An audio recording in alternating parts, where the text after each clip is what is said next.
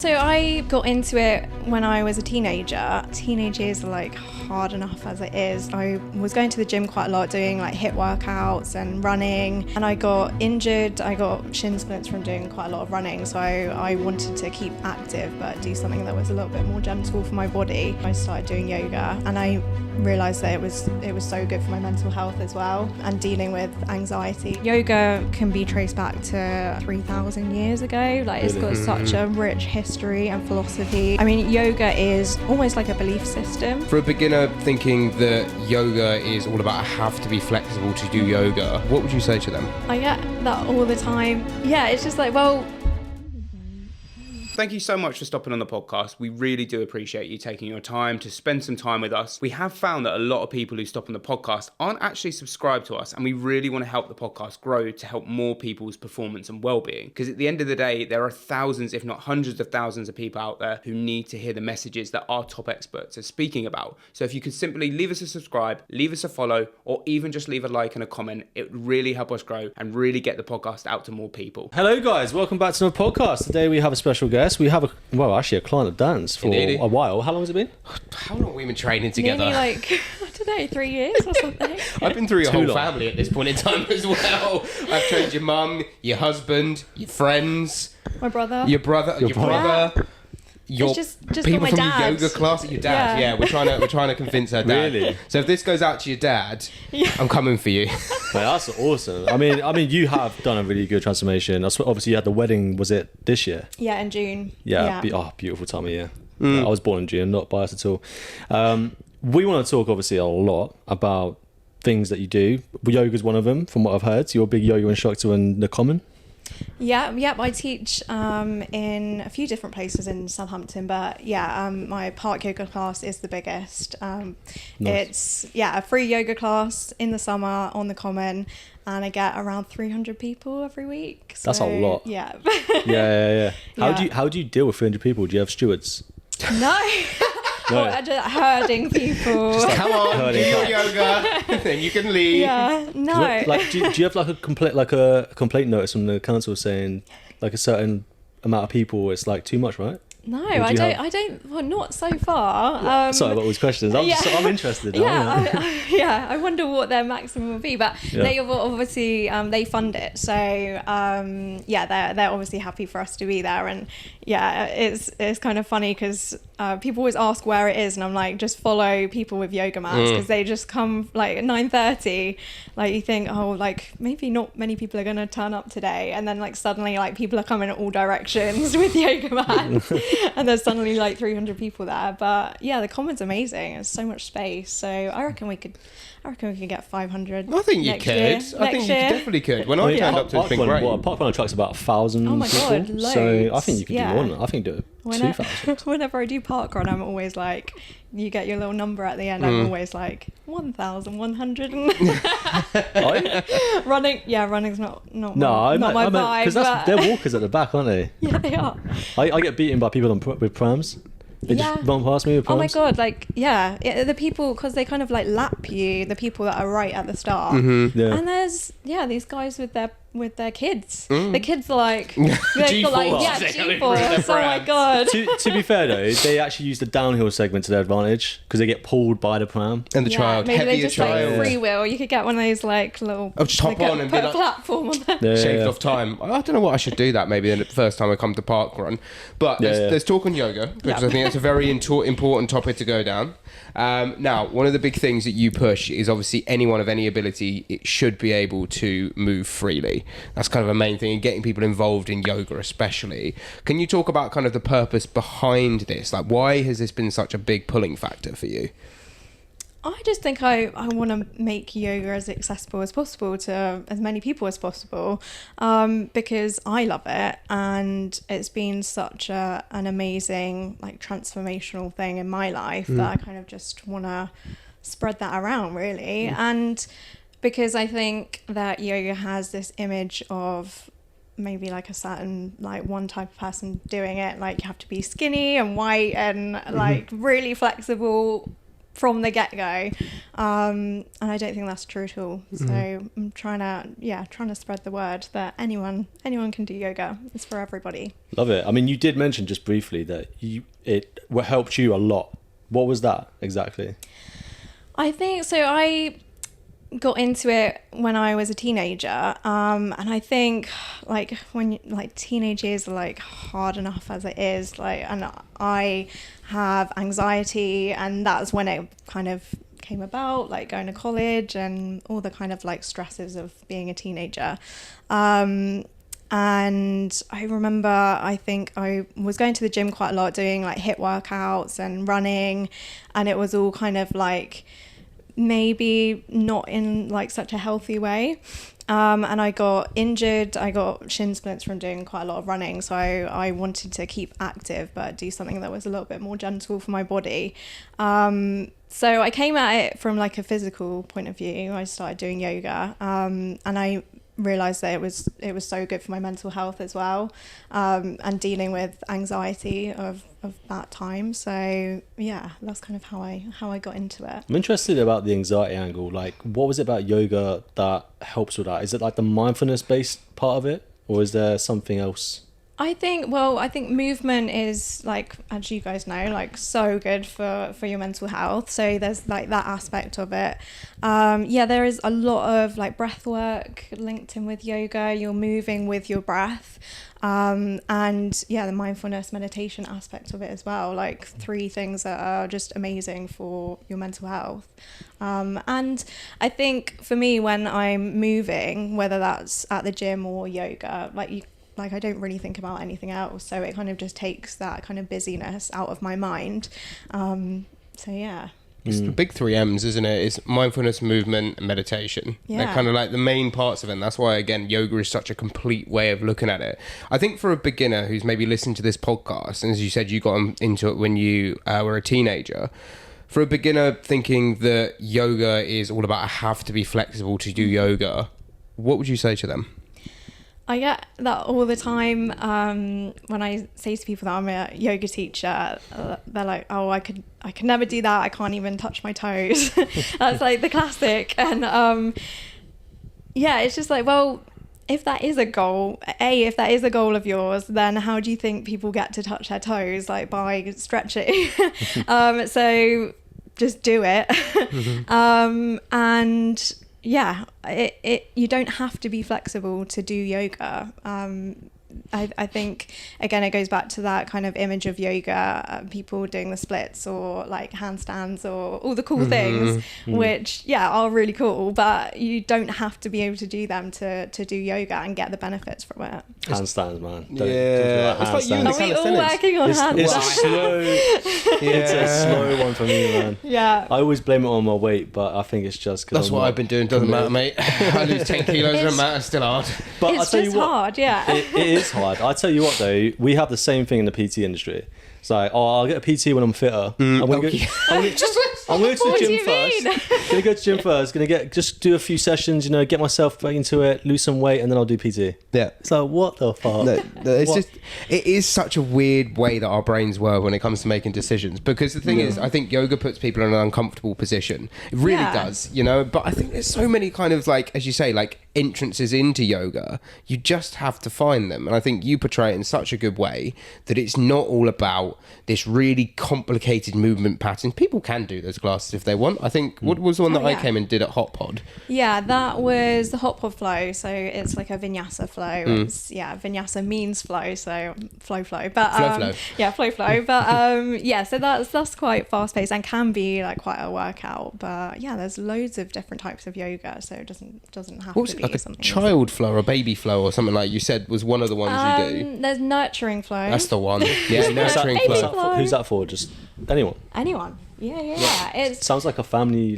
focused one, is it? Or... Oh really? No, nurturing flow. No, it's just a really restorative yoga class. So it's a mix of vinyasa, which is the flowy kind of style of yoga, and yin, which is more of a static style of yoga, where you're holding the poses for a long period of time, and both have their benefits. So it's a really nice mix of both. And yoga is bloody hard, mate.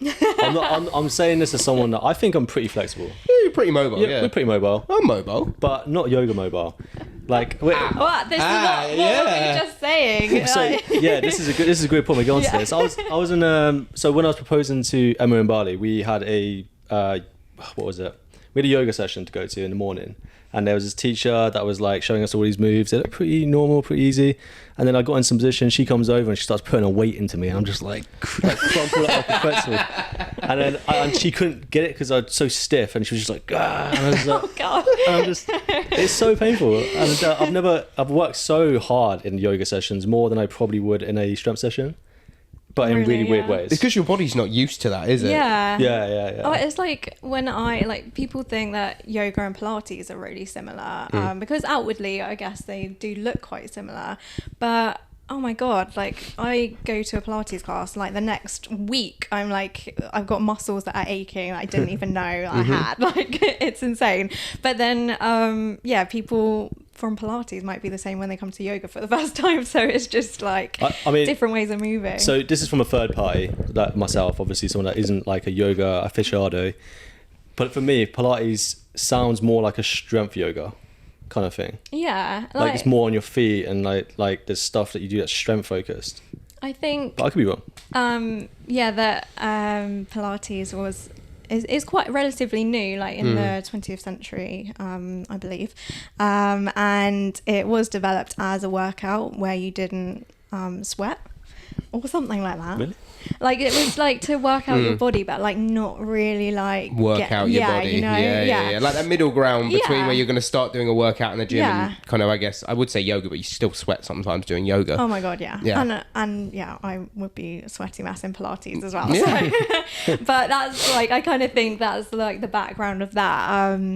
Whereas yoga can be traced back to like 3,000 years ago. Like it's got such a rich history and philosophy.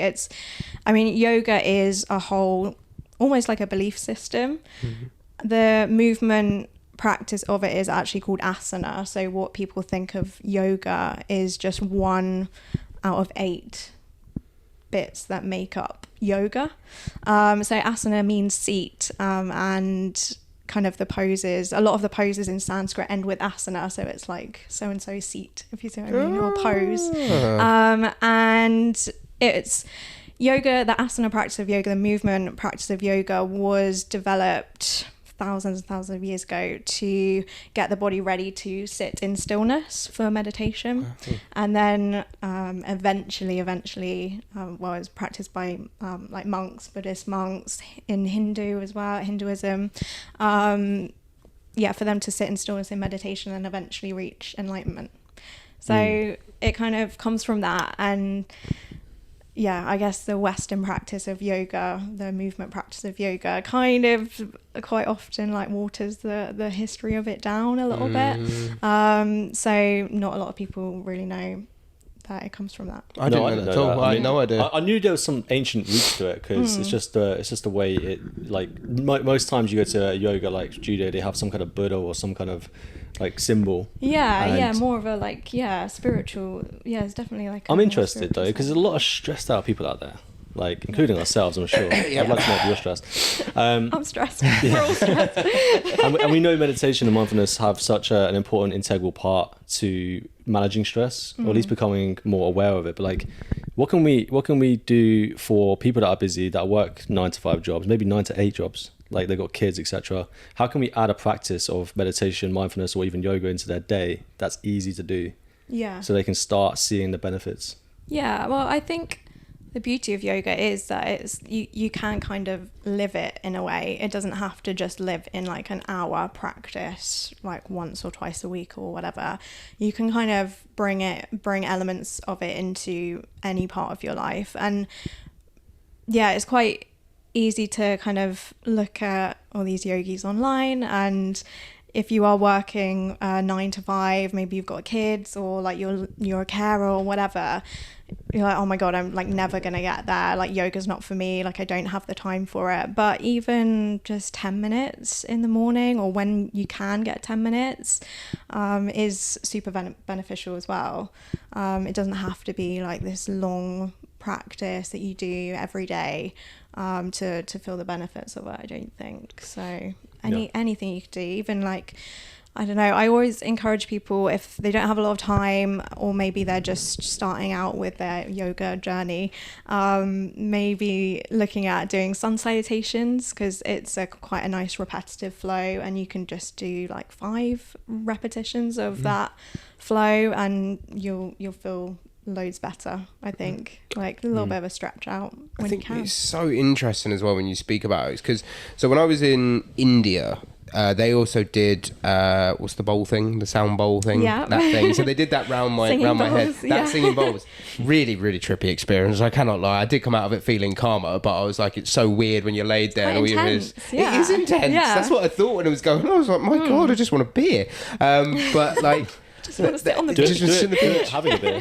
Having a beer, just when I've got that. But like those kind of things are so, I find it so interesting how it connects, because one of the main things with yoga and meditation is the production of A waves, or helping dampen A waves in the morning. That's why a lot of people practice in the morning. A waves, explain. A waves are a type of brain wave that you get in your head that basically it is a stress heightening wave. So when we wake up, it's a wave that's associated with cortisol, and when that wave comes in, it's the thing that allows us to wake up, and they're the most prominent form of waves. I believe it's beta waves you're looking to get later down the line as to try and calm down, and then you get gamma waves, which are another set of waves that are all brain activity. So when people are anxious, overstimulated, we produce a lot of alpha waves.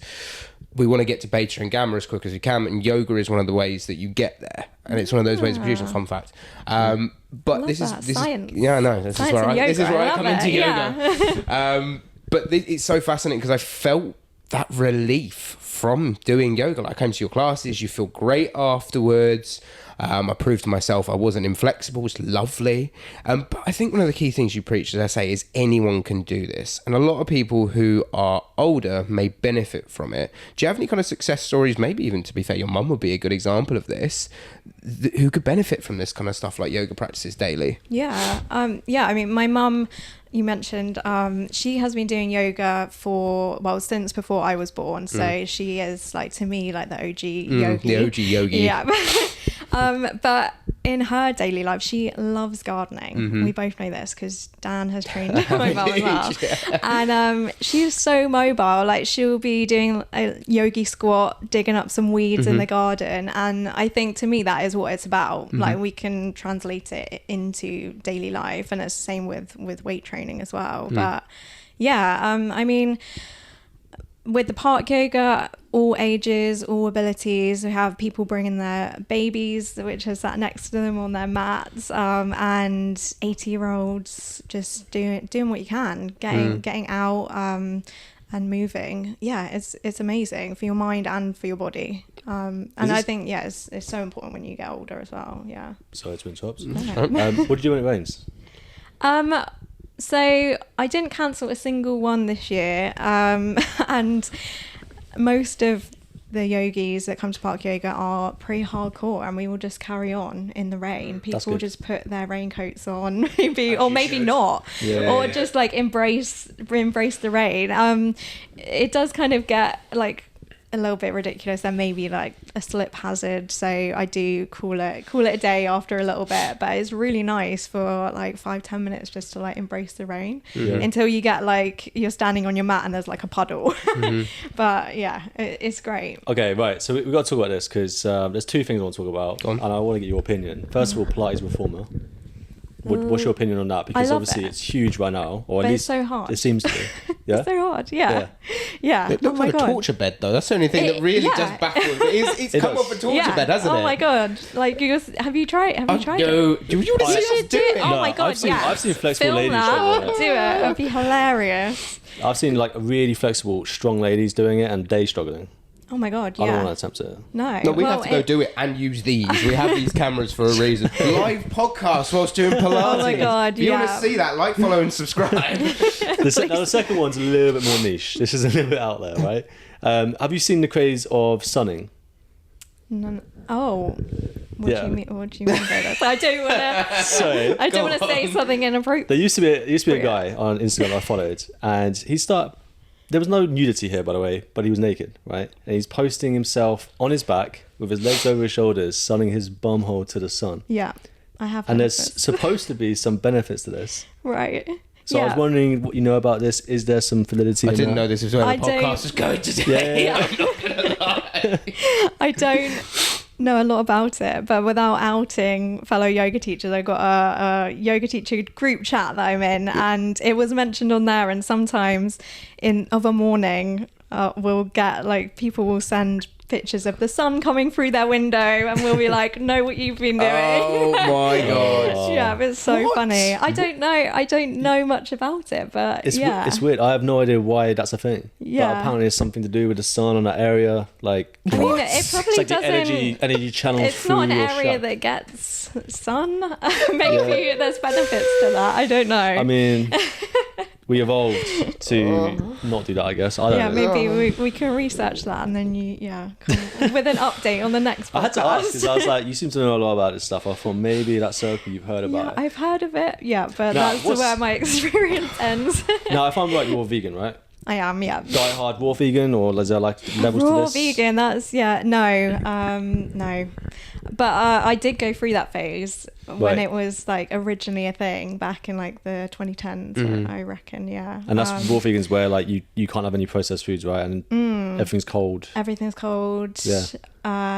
What? Everything's cold. Yeah, Yeah. like because it's raw vegetables and legumes and Oh, things shit. like that. I didn't even yeah. know there was a difference. Sounds Like, restrictive. Wow. There's Yeah. a massive stereotype, at least from what I've seen, of vegans and yoga people. Yeah. Like they're linked. It's quite in some way. it's quite big in the wellness community, I guess. Is that yeah. because of the idea of why you become a vegan in the first place and the yoga Maybe. philosophy and Yeah. the vegan ethics? Yeah, I mean, work? maybe, I guess both kind of have the suggestion that you're a little bit more in tune with nature Yeah. and well-being, I guess. Which is a great thing, Yeah. though. It's fantastic. Yeah. And I think, like, if you're going to portray... Like, let's think of a PT standard. I actually think the PT name has become very blurred. There's a lot of different versions of PTs now, isn't there? It's not just big jack dude in the gym teaching people how to lift. It's kind of like a little bit more... varied. Same with yoga, though. You have so many different ways of going into yoga. Yeah. And I think actually, like, it is fantastic that there is that kind of interlinking between those two things, because it's great to be connected with nature. I came from the countryside. You came from out in the countryside. You come from Southampton, Ascot, out this area, don't you? So Yeah. you got countryside here. Yeah, there's countryside. I'm a town boy. You're a town boy? No, village boy. I'm a town boy. Village of 200 people. Like, literally no Oh, one really? there. Yeah. The No. only Middle of thing open nowhere. is a local pub. That is what we have, and sometimes Oh, that's yeah. not even open. I lived in an estate that looked just like the In-Betweeners estate. Oh, In fact, nice. wait, it was actually in the same area. It was Slough, I think. It could be. There's I can't probably a remember. lot of estates that look the It same. was. Well, It was claim to in. fame. It was in that. It was in that area. So that is kind of place I live. the That's only like, claim to fame Slough yeah. has. Kind of. Yeah. Yeah. But I'm from Ascot, Bracknell. I keep saying that, yeah. It's And not Slough. embedding. You're all right. Yeah. You're good. But Rough. talking back on that side of things, rather than Yeah. geographical sides, I want to talk about some of the training that you did. Where did you do your training? Remind me again. So I did it with a school in Goa, but online because it was COVID, and so I couldn't go there. But luckily I had the time because I was furloughed from work, and yeah, I could just commit 3 solid weeks to doing it. So yeah, that and I do try and continuously train, as like I'm sure you guys Oh, do yeah. as well. You're always like learning. you're always learning. Yeah. Yeah. And also, that's a good conversation to start. How much more advanced do you think the yoga space has become probably in the last 5 years in terms of its way of popularity, firstly? And secondly, do you think it started to include, I don't know, more variety of movements to what's going on. There's probably always inventions of new moves, isn't there, new exercises? Sorry to interrupt this podcast. We've actually just launched a 50 high protein recipe guide for those of you that are struggling with getting your high protein recipes in. We know that you are struggling with time. We know that you're struggling with getting high protein foods in. So this guide is going to make your life easier. And the best thing is, it's completely free. You can get this by going onto the description on the link, or you can DM us directly on Instagram. Yeah. And I think that surprised me actually. But some yoga practices, say like Ashtanga yoga, is a set series of movements. So I don't think that will ever change. But yeah, in Vinyasa, things are being made up all the time. And it's really cool to kind of keep up with that. Yeah, for sure.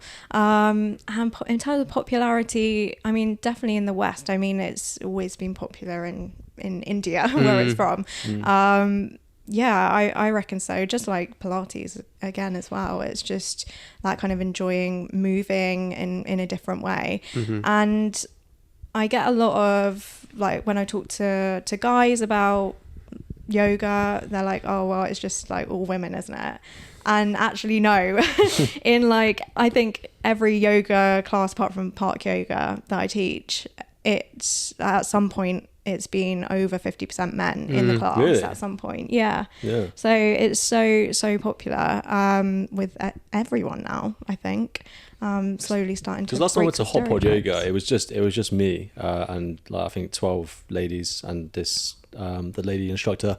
But there was another time I went and there was about 2 guys extra. I don't know if it's changed over years or maybe it's just the time I went. I think it got it got quite popular actually because I'm not into football, but a few years ago, I think it was the Euros, I want to say, the England team used the hot pod spaces in London to recover from their training. Oh, wow. So I think that made it a lot more popular with guys because it's like, well, these guys are they're athletes, I was gonna say.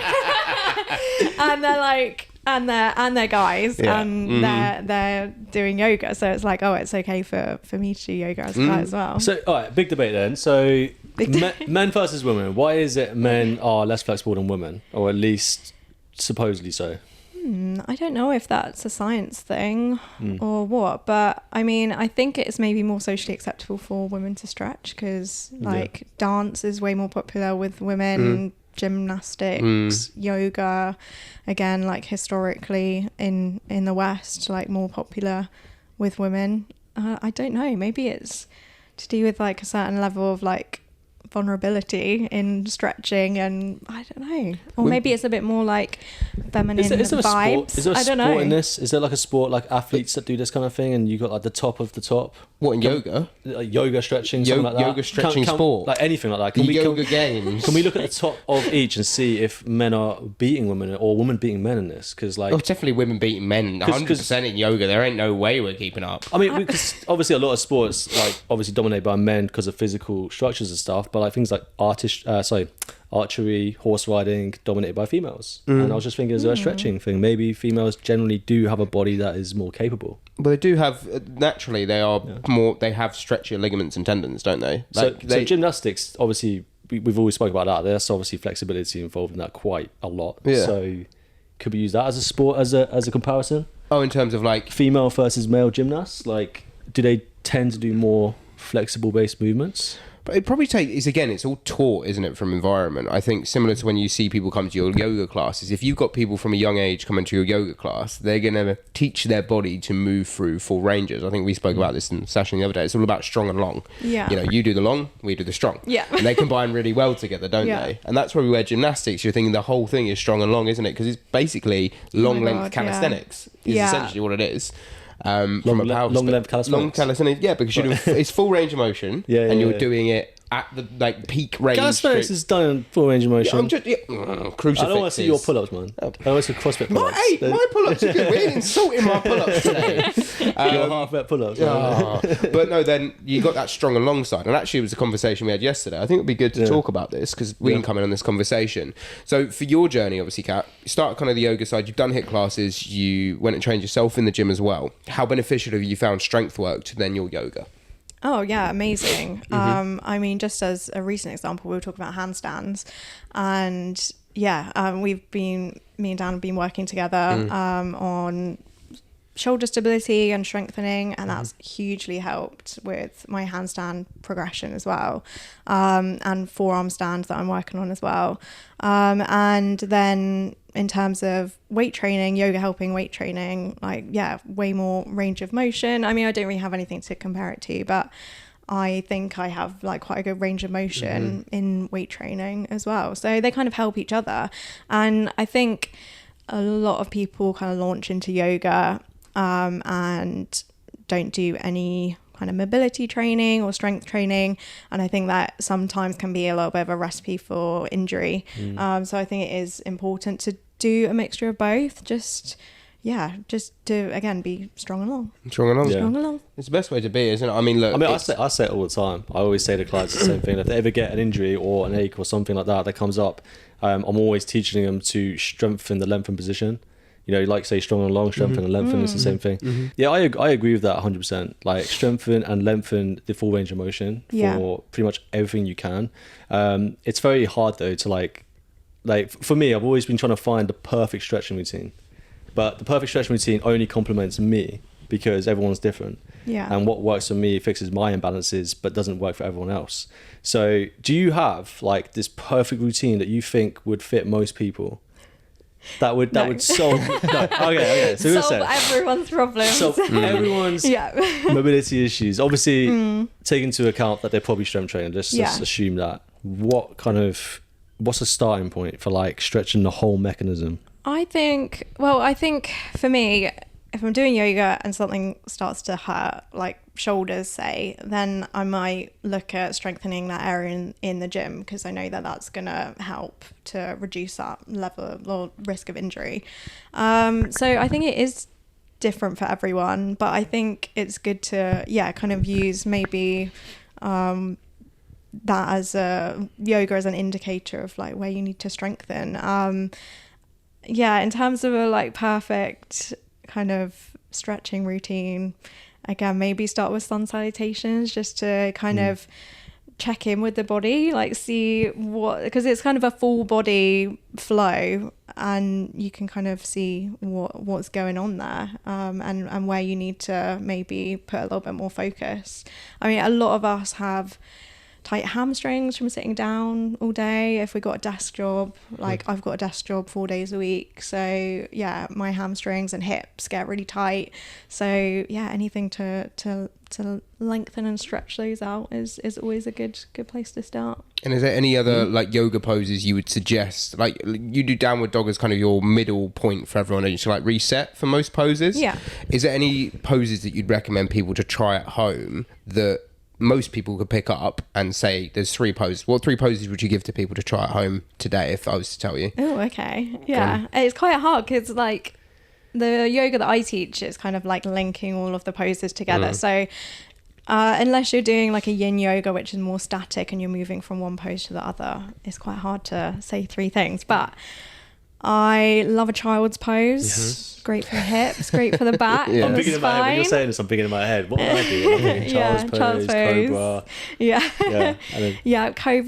Cobra's nice on like back and front of your body. I love a pigeon pose for the hips. So maybe those 3.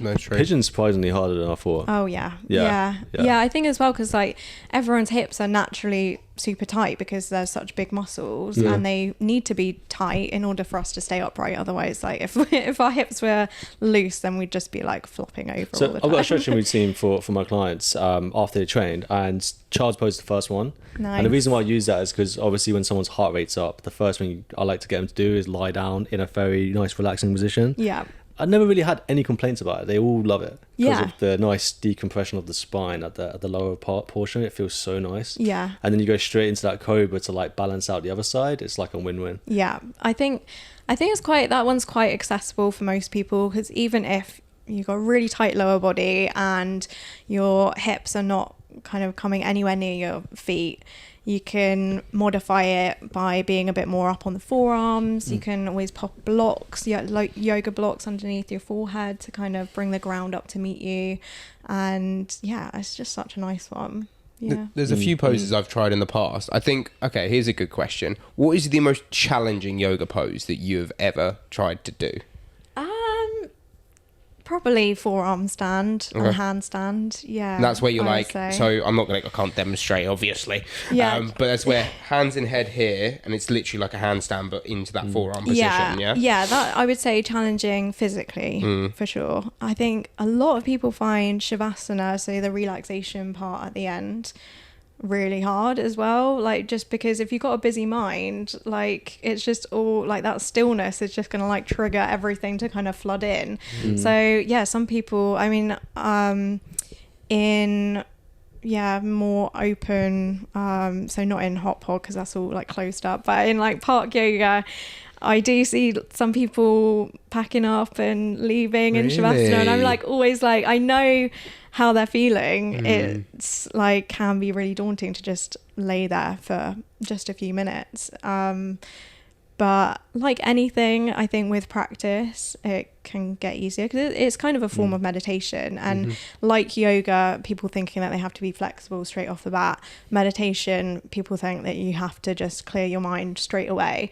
But that takes practice as well. And yeah, I find meditation really hard some days. And then other days not so much, but yeah, with practice that can get easier as well. It's almost those days where you find it hard to meditate though that are sometimes the best days. That's where it becomes the most useful. Because I'm the same, like I meditate every day, and there are days where I can't. You can't switch off. Yeah. The thoughts keep flying through my mind like a highway of cars, and I'm just like, fuck. And there's some days where I'm just like, oh wow, I'm fully present. Like, whoa. Yeah.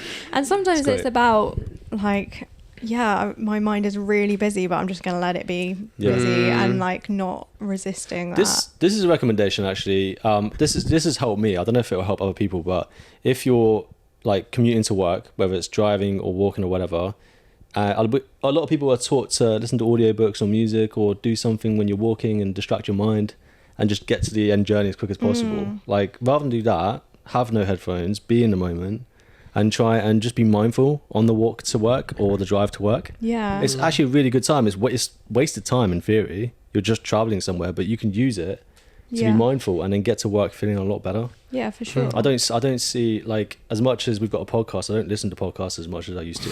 But listen to this one. Yeah. Listen to this podcast. This one obviously you got to listen to, but I mean, I got to a point where I was just listening to stuff all the time and taking on board stuff, and my brain just would never shut off. I'd have crap sleep. And then when I just decided, right, I'm going to just be in the moment, things got so much better. Like, I think, like I struggle to like go anywhere without listening to music, to be honest. But yeah, sometimes it is quite nice to switch off, but again, like it is kind of daunting sometimes not to have like that input, because I think we're so used to it from our phones, from listening to music all the time or podcasts. But listen to this one. Listen to this one. Do you think it causes anxiety for people to have to be in their own like head? Yeah, maybe, but also I think the constant input could be causing anxiety as well. So I just recently decided to have a rare weekend off social media, because like most people, I'm addicted to my phone. And even as a yoga teacher, I'm addicted to my phone. And I just kind of switched it off completely, and I had a really nice weekend, kind of forgot about it. And then coming back to it, I immediately felt like, oh my God, this thing is causing me so much anxiety. Like the first thing you see is something like that's going on in the world that is just like, oh God, like this is so anxiety inducing, or just the constant just constantness of it, like addictive. What was I said to someone once before, because I used to be I was a whore for waking up in the morning and putting the radio on. No matter what it'd be like Roman Kemp on the radio with Captain FM. Such an old man thing to do. Yeah, when I put it on, all right. Get a Sunday paper on the radio. Yeah. But I put that on while I'm doing my stretching, while I'm eating, whatever, to kind of distract me from everything that was going on. But the thing that really kind of drew me to switching all that off is it was once said on a podcast, funnily enough, that I was listening to, and they turned around and said, you wouldn't let 100 people walk into your bedroom first thing in the morning, so why do you let 100 people enter your mind when you pick up your If phone? the Bonnie Blue. Well, no, definitely not. 1,000 people. Definitely not. But like when you do that, it's this kind of depth of understanding with yourself to understand that the thoughts are going on are perfectly fine and okay. None of them are going to harm you. 99% of what you think is just anxiety anyway, telling you things that aren't going to happen. But then it's this flow that wakes you up in the morning and you don't feel even recharged when you first wake up in the morning because you immediately come up into stress. Yeah. That's why I think I say this to you. I don't answer my phone until 6 o'clock in the morning. I wake up at 10 to 5. So I have an hour and 10 minutes before I even touch my phone. Yeah. The only thing I do on my phone is I put in my body weight and that's it. Just to track that for the day. My phone goes immediately down. I don't check messages. I don't check nothing. Someone could have cancelled and I could go back to bed. But I'm already awake by the point I check it. That I just like, well, okay, I'll get on with the day. Yeah. But it's the ability and skill that you have to learn to switch off from it. I will continue to preach this as long as the day is done. But like, your phones are a magnet of stress. You don't need it. Like you found, a lot of the problems you get are not emergencies. Yeah. You know, like even when we message people about each other on work on the weekend, we'll be honest, we could talk about it on Monday.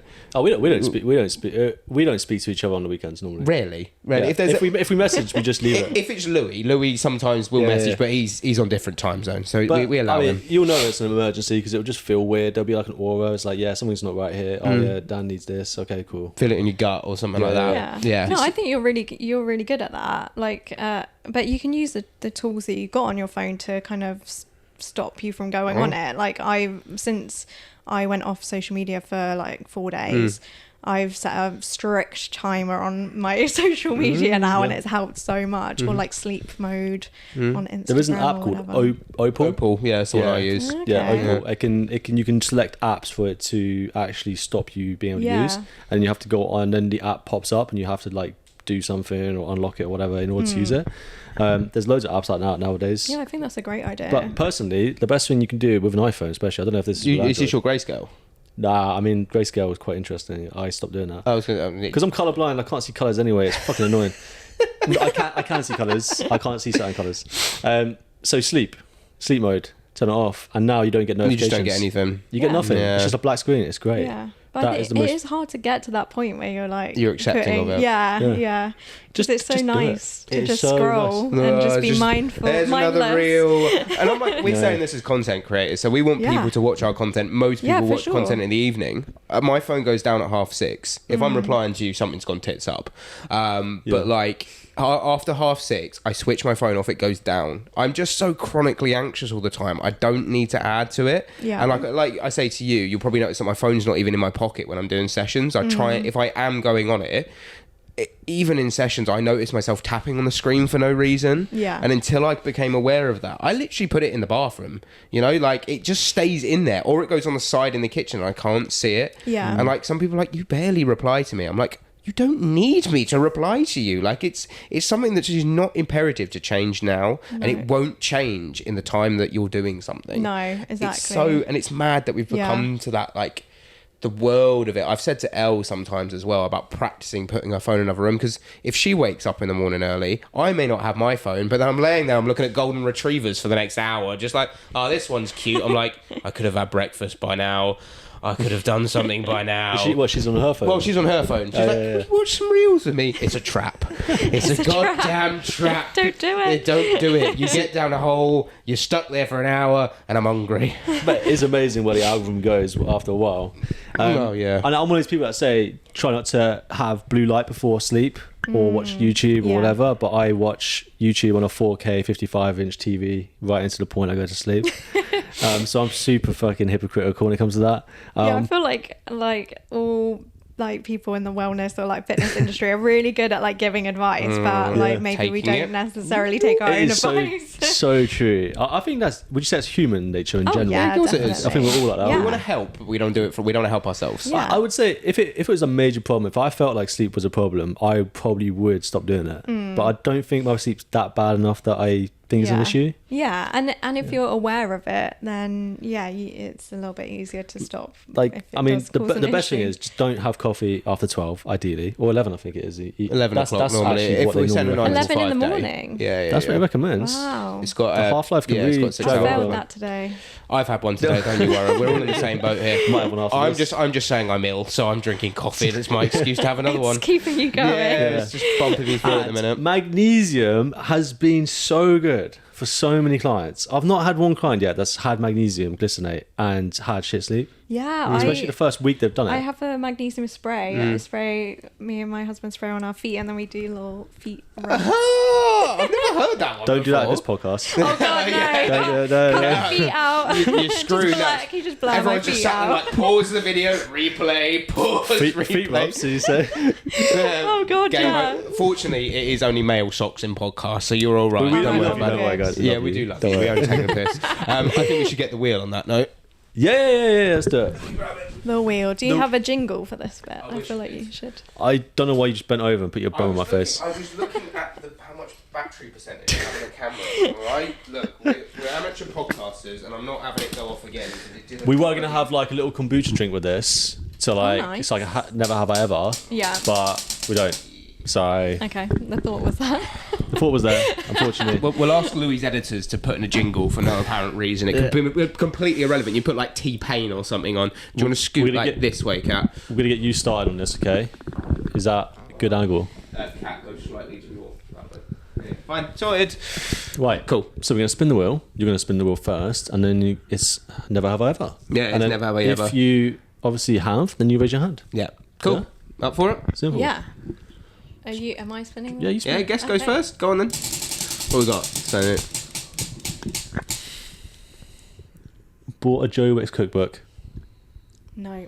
you bought one. You bought one. I told you I put things that were relatable to me, and I was like, "Fuck." Yeah. Where is it? Where is the felon? It's burnt. I think I You burnt. burnt it? Yeah. Burnt. I burnt it. How did you burn a cookbook? You don't Well, burn a cookbook. I mean, you can. Yeah, I know you can, but how? It was supposed to be a joke, and I didn't like it. Oh, so you burnt the cookbook? No, but it's fine. The joke is dead. Right, go on. You spin the wheel right. anyway. I really thought you would have had a Joe Wicks cookbook. Intermittent fasted. You have not. No, I don't need to. wrong with you? I'm What's wrong hungry in with the you? mornings. Well done. I always do it eat, now. I I do it always now. eat breakfast. I am so hungry when I wake up, and I have to eat. Technically, you probably have intermittent fasted without knowing it at Yeah, least but- one day in your life. No, I find something. I will find food. I will find some foraging. food. I will find some food. Did you not see me when we were doing the thing? I was straight up making and eating something. What is it about intermittent fasting you don't like? I'm hungry. I don't do it now. Yeah, But I always yeah. used to have breakfast. I just shifted everything like back a little bit. But now I know that it's maybe the research isn't there for women doing it. So I wouldn't recommend. No, Correct. no. I mean, no. I'm just hungry. I just eat. Try it one day, man. I'm just hungry. I'm just hungry. There's no other way to explain Yeah, I it. can relate. I couldn't fast in the morning. It struggled. Never have I ever gone to the gym drunk. Oh, shame. Have you actually? Yeah, You haven't? shame. No, I don't great, think so. yeah. Shame. I did it Sport. at uni. It's a sport. It was a mistake. 4 a.m. in the morning on off like going home from a night out. Pure Gym's right there. Go in, start benching. God. I did it at Magaluf as In full night out gear. Yeah. Magaluf had a little bit more of an acceptance because it's Magaluf, but we were in a really nice hotel with a gym, and the gym was open 24/7. It was just you walked in, opened the door, and the guy I was with was like, "Come spot me for a bench press," and he does like 120 pissed, and I'm like, "Somebody's going to die today." Wow. But then maybe you just don't. You've done a workout, but you don't remember. And Maybe. yeah, You there's don't no. feel the pain, so you Yeah, can you lift don't heavier. feel the pain. Yeah. And I slept until like 3 p.m. the next day, so it didn't really matter. Wow. Yeah, That's great. don't do that now. Again, we wouldn't recommend that. No, we wouldn't recommend. This is bad. I was as bad as when I was We at recommend uni. listening to the podcast, but don't recommend doing that. All right, shall we go again, Kat? Okay. Go for Oh, it. So satisfying, isn't it? It is. Use bulking as an excuse to eat your weight in calories. Oh, probably. Yeah, just put it on bulking. Yeah. So you just eat whatever, basically. bulking. Yeah, it's kinda it's great. bulking. Yeah, yeah. I think Dirty bulking. But I've dirty bulked before. To be fair, we didn't do it Should've with just you called it though. dirty You No, fortunately but we it were was working nice. together when we did that, weren't Yeah. we? You could eat more, and you were just like, It was nice. Yeah. Yeah. Yeah, Dirty it's a good bulking. place to be. But I Yeah. think that's the problem. People get mixed up when you say bulking. It's like you're gaining mass, but you're not trying to get fat, is essentially what you're trying to do. Yeah. But then I got fat. Fat-free mass. Yeah, fat-free mass. That's what you're looking for. That's what we're looking for. Yeah, come on then. Well, I know you tried to miss it, but Skip leg day. does it count if you're ill or injured? Nah. No, I haven't skipped it then. Oh, probably, yeah. Sorry, Dan. I can check the app. I can see if you skipped leg day. Yeah, there's been times. No, I haven't. Leg day is one of my favourite days. I love a leg day. If I don't like a workout, exercise, sometimes I'm just like, no, not today. I'll do one set, but with like body weight, and then I'm done. I'm like, I've done from some squats. It's all done. Nah, it's not the same. I need that. I eat breakfast. I train fucking hard. Yeah. I'm the ultimate human. Fuck fasting. Sorry. Gone on a juice cleanse. No. Yes. Have you done a juice cleanse? Yeah. How did you find it? Not recently. This was, again, when I was a teenager, in college, probably. Yeah, awful. Yeah. How? Pretty bad. I don't know enough about them. I used to make smoothies. Well, it was smooth. It was like a liquid, like where you just like have Blend liquid. everything. Yeah, and I used to put yogurt in the smoothie. So by the time it came around to lunchtime, it was like congealed and like almost a solid. Ugh. Yeah, horrible. So how did you feel in the juice cleanse? Was like the first couple of days like the worst, or? I just think I was probably fixated on losing weight, and like it's only going to be short term. I had no idea what I was doing, and like probably all these like influencers, or they weren't influencers at the time, but like that kind of vibe was telling me that I needed to do a juice cleanse. Well, you do lose weight, but but yeah, but not then always the right kind of weight. the second you like stop doing it just comes back because it's just not You're sustainable. better off. Well, I mean, you're not better off, but you can do a colonic irrigation. That's another way of doing it. Just do you know what that is? Yes. Good. Okay. Right. We'll go there. Next week Google it. on PerformWell. Well, colonic irrigation specialist. Who's got it? I don't know. Yeah, go for it.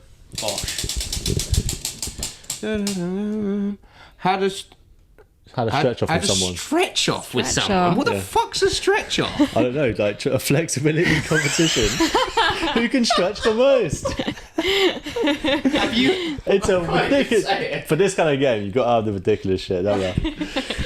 No, I can't say I have. Have you? Yeah. I What tried what doing stretch? splits, but I ripped- Okay, sorry. I ripped my trousers doing the splits. Wow. Well, I couldn't do them, obviously. Yeah. And I was like, because I got massive legs, the jeans just ripped. Oh, literally in jeans. half split. Yeah, I know. I mean, they're already fucked. That's to be fair. hardcore. Yeah, I really thought other people would put their hand up for that one. Okay. No, I can't remember. I might have done it when I was drunk. We'll do one more. Did you win the stretch off? You could say I won. Yeah. I bet you lost. For the really. jeans. You could also say I lost- lost in some you lost way. a pair of Yeah, jeans. I think you did lose. Yeah, cost you jeans. Done an ice bath. Yeah. I have. I really love an ice love an bath. ice bath. I wouldn't say Yeah. love, but the feeling I of do, it. yeah. The feeling of it, not the actual going into it. I like the ones where it's like a sauna and an ice bath next to each other. yeah. They're so good. Like, I love that feeling where you're sitting in the cold, you're like, I'm going to enjoy this, but it's going to be nice and hot in a minute. I cannot wait for that moment. Yeah. And you get out and you just have that really What's nice the switch. worst ice bath thing you've had? Experience? I've only done like one, to be honest. I did one on Brighton Beach in the sun. I cannot complain. It was nice. beautiful. Yeah. I haven't had a bad experience in an ice bath to No. date. I've got a mini ice bath, like one of the blow up ones. Yeah. Didn't you do that as a daily thing at Yeah, one I point in did. time? Yeah, last Rob- winter. But I had to rely on the temperature outside to cool the water because our freezer is the tiniest freezer in the world. It's winter. So no ice. It's winter, and there's an ice bath outside. It's 2 degrees outside. The water's 2 degrees. Rich, he puts more ice in it because he says it's not cold enough. Wow. So it's like 1 degree, maybe even 0 at the point I go into it, and I'm like, fucking hell. And then there was a time in the Marines where we had an icy lake. I was the first of the group, and I had to go in, and I just hesitated. I was like, I don't want to jump in an icy lake, and I literally got pushed, and I just fell into this lake, and I was like, for fucking Hyperventilating, ages. yeah. It was so cold outside. And then Rob, for those that don't know Rob, Nutter. yeah, he gets a dustbin. Did you ever And see people this? are, people by the are way? walking by and like his allotment, and he's just in a dustbin with his head popping up. He's just he sat there in a bin, and like there was a video that went viral on our TikTok. I think it was one of the most That's so viral funny. clips we had, and it's me talking about the fact he was just sat in a bin. And you see him in this clip where he kind of zooms in on his face, and he's just like really happy. He's just sat there like Dobby in a bin. He's just that. staring at everyone, going, "But I couldn't believe it." But no, I love an ice bath. I did a day yoga retreat, and it was at it was an outdoor location location in the woods. And we did a sauna and ice bath as part of that. And there was people there. I didn't realise that they were like adamant to themselves that they were not going in this ice bath. But after they warmed up in the sauna and saw everyone else doing it, they gave it a go and they absolutely loved it. Yeah, I recommend giving it a go. Yeah, just give it a go. You get the line afterwards like that. Yeah, you do. And that's the only bit that hurts. Nothing below or above. It's just this tiny little line of pain around your body. It's like, It's like heat rash line, isn't it? I think we'll round off there, to be honest. So we plug away at our guests, and you can obviously do the same. But the camera down the middle is yours. So where can people find more about you and your services? Just, Good positioning. I feel like I'm reporting now. So I am Kat Hutchings Yoga on YouTube, Instagram, TikTok, and I've got a website as well. I do events in and around Southampton, Hampshire, and yoga classes and art and yoga classes as well.